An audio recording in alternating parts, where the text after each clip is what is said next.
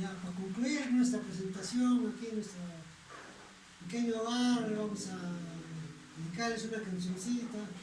Se van a disculpar de repente por los errores que cometemos, pero el ensayo es así.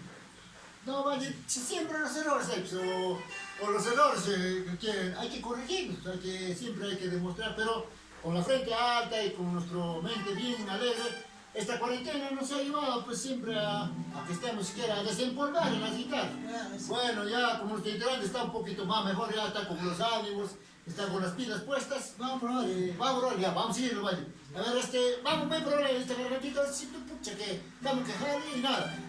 Vamos a ver, vamos a darle puquialcito, al puquialcito de uno de serrín, unos serrinitos, vamos a ver. Échale.